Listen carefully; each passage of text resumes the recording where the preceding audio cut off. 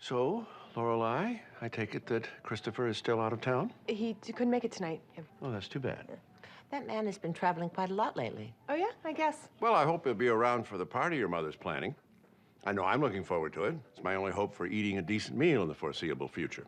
Your mother is planning to serve Cornish game hens. Is that still the plan, Emily? Yes, I've even spoken to the caterer about preparing a special skinless hen for you. Oh, for heaven's sakes. Don't get angry, Richard. It's your doctor's orders, not mine. You know what? I'm full. Richard. Richard! The idea that two grown men hitting a tiny ball with metal sticks is the equivalent of Hamlet? Ridiculous. But can I say anything? No, because I can't agitate him. It is ridiculous. Golf is really more like Richard III. You know, they're all hunched over. I'm going to go get him.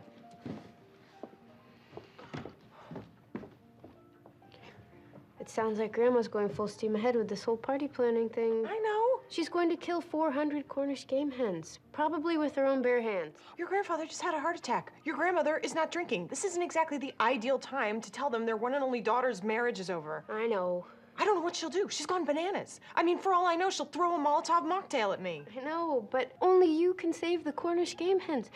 Save the Cornish game hens. Just because your father can't drink doesn't mean the rest of us should suffer. Cheers.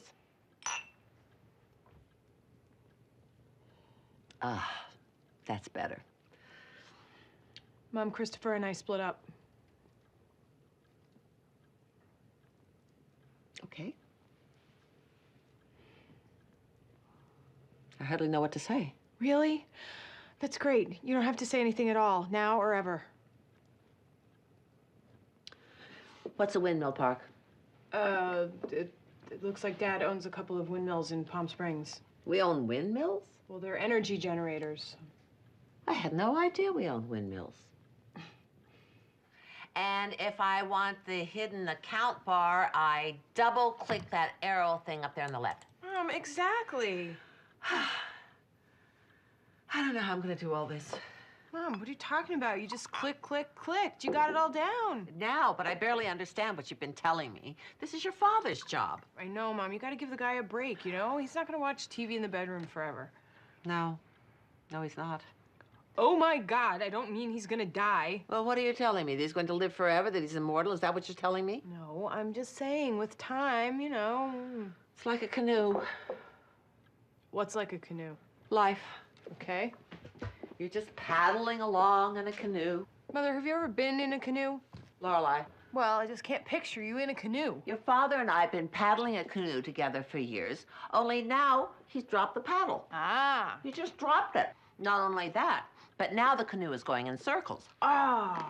Without your father there, I'm paddling on my side, and the canoe is spinning in circles. And the harder I paddle, the faster it spins. And it's hard work, and I'm getting tired. Dizzy, I would think. You are in a kayak. You know how to do all of this. How does that put me in a kayak?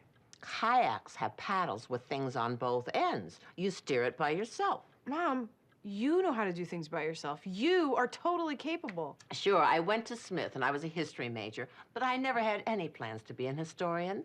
I was always going to be a wife. I mean, the way I saw it, a woman's job was to run a home, organize the social life of a family, and bolster her husband while he earned a living. It was a good system, and it was working very well all these years. Only when your husband isn't there because he's watching television in a dressing gown, you realize how dependent you are. I didn't even know I owned windmills. Mom, now you know, and you know how to right-click. But you provide for yourself. You're not dependent on anyone.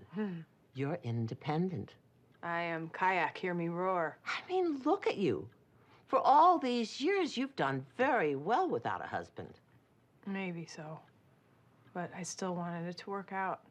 You know, the way I was raised, if a married couple split up, it was a disaster because it meant the system had fallen apart. And it was particularly bad for the woman because she had to go out and find herself another rich husband, only she was older now.